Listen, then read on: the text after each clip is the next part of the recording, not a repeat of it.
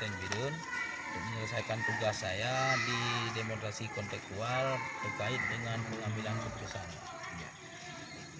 Yang mana bahwasanya hari ini saya akan membuat beberapa pertanyaan untuk Bapak terkait dengan tugas saya selaku TGP, yaitu terhadap kasus-kasus yang pernah Bapak selesaikan di sekolah. Jadi ada Pak kasus yang diselesaikan di sekolah Pak? Ada banyak. Baik Pak. Jadi ada beberapa yang ini saya tanyakan, salah satunya yaitu bagaimana cara Bapak mengidentifikasikan kasus-kasus yang merupakan dilema etika atau bujukan moral? Di antara beragam kasus yang pernah saya selesaikan, ada satu kasus, yaitu kasus pemukulan siswa oleh wali murid yang terjadi tanpa sepengetahuan saya dan guru-guru di sekolah. Tiba-tiba orang tua siswa masuk ke dalam pengamanan sekolah dan memukul siswa di sekolah. Itu yang pernah saya hadapi kasus ini. Itu menarik Pak.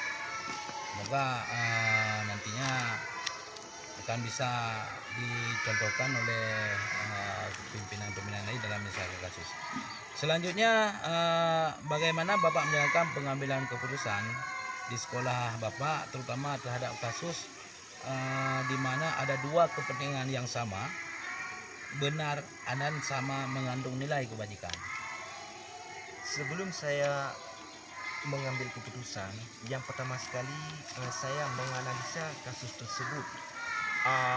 Mungkin di sini saya harus memanggil orang yang wali siswa yang memukul anak tersebut, kemudian siswa dan orang tuanya. Sebelum kami mengambil keputusan, yang pertama sekali pemahaman untuk kasus tersebut. Kita kembangkan kasus tersebut di mana yang salahnya. Kemudian kasus yang kami hadapi kemarin yaitu kasus pemukulan kepada siswa oleh wali murid. Ternyata siswa yang memukul anaknya dia, ternyata betul-betul memang siswa yang dipukul tersebut adalah siswa yang bandel di sekolah. Oh ya Pak. Berarti Bapak mencari solusi dulu bagaimana terhadap tindakan yang dilakukan oleh wali murid terhadap pemukulan siswa yang lainnya. Iya. Ya. Baik Pak. Selanjutnya hal-hal apa saja yang selama ini Bapak anggap efektif dalam pengambilan keputusan tersebut, kasus tersebut Pak, dalam dilema etika Bapak? Yang paling efektif untuk pengambilan keputusan yaitu dengan cara perdamaian. Kita memanggil kedua belah pihak, mungkin di situ kita utarakan siapa yang salah, siapa yang benar. Mungkin kita ambil keputusan di situ tanpa memberatkan satu pihak. Itu keputusan yang kita ambil harus betul-betul adil. Oh ya Pak, berarti Bapak memanggil atau wali siswa kedua belah pihak dan juga orang-orang yang bersangkutan lainnya. Iya, benar sekali. Ya baik Pak. Kemudian hal-hal apa saja yang selama ini Bapak ambil atau yang merupakan tantangan pengambilan keputusan dalam kasus ini Pak? Banyak sekali tantangan yang kami hadapi dalam pengambilan keputusan di sekolah. Yang pertama sekali, apabila kita salah mengambil keputusan, mungkin ada pihak-pihak yang dirugikan, yang membuat orang yang dirugikan tersebut dendam kepada kita.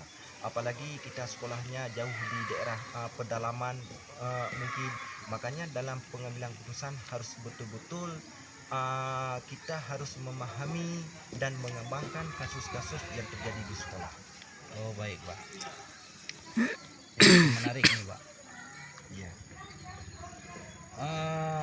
Selanjutnya dalam penyelesaian kasus tersebut, adakah orang yang memang Bapak perlukan atau adakah orang yang membantu Bapak dalam menyelesaikan setiap kasus yang Bapak selesaikan di sekolah? Ada partner kerja saya, guru di sekolah. Guru di sekolah tersebut bisa saya andalkan dalam pengambilan keputusan. Mungkin ada ide-ide yang cemerlang bisa kami bertukar pendapat, tukar pikiran sama guru tersebut. Mungkin dengan banyak pikiran-pikiran, ide-ide cemerlang dalam pemecahan masalah, mungkin dapat meringankan beban saya sebagai kepala sekolah dalam menyelesaikan semua kasus-kasus yang terjadi di sekolah. Oh ya Pak, berarti Bapak dalam setiap menyelesaikan masalah berarti ada juga orang atau rekan-rekan kerja Bapak yang membantu Bapak dalam setiap menyelesaikan permasalahan Pak ya. Iya, benar. Nah Pak, selanjutnya dalam pengambilan keputusan Bapak sendiri apakah langsung menyelesaikan atau memerlukan waktu terlebih dahulu dalam melakukan atau penyelesaian permasalahan yang Bapak hadapi? Harus kita atur waktu yang tepat untuk menyelesaikan kasus yang saya hadapi tersebut, karena mungkin di situ saya pertama sekali harus menginformasikan kepada pemimpin sekolah, kepada orang yang bersangkutan untuk bisa hadir ke sekolah dan kita duduk dalam menyelesaikan kasus yang terjadi di sekolah. Oh, berarti Bapak memerlukan waktu, artinya mengatur dulu strategi bagaimana cara menyelesaikan permasalahan tersebut. Iya, benar sekali. Berarti membutuhkan waktu sejenak. Berarti bukan Iya. Bapak langsung menyelesaikan masalah tempat ya. Iya.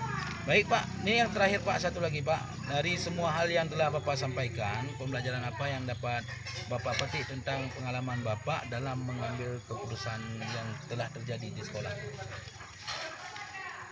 Itu yang pertama sekali, setiap kasus yang kita selesaikan di sekolah memang harus betul-betul adil, betul-betul dapat diterima kedua belah pihak. Jangan sampai terjadi dendam antara yang satu dengan yang lainnya, dengan efek dari keputusan-keputusan kita mungkin yang tidak adil. Kemudian dari kasus yang kami hadapi tersebut, mungkin di situ yang banyak saya tempuh pengambilan keputusan yaitu dengan jalan perdamaian, karena dengan mendamaikan kedua belah pihak, insya Allah nantinya ke depan tidak terjadi dendam di antara mereka. Oh ya Pak, berarti istilahnya dari hal tersebut Bapak selalu menimbangkan terhadap kepentingan orang banyak. Artinya orang banyak bukan kepentingan diri sendiri. Sudah selesai permasalahan sudah Pak ya. Iya. Artinya kita tetap mengutamakan kepentingan bersama yang namun dengan cara adil dan yang semestinya diterima oleh Iya. manusia. Benar. Baik Pak, terima kasih Pak. Ini ada beberapa pertanyaan dari saya. Izin dulu juga Pak. Cukup di sini dulu Pak. Nanti lain waktu kita bisa berkolaborasi kembali terhadap nanti apa terkait dengan dilema-dilema yang terjadi di sekolah Pak.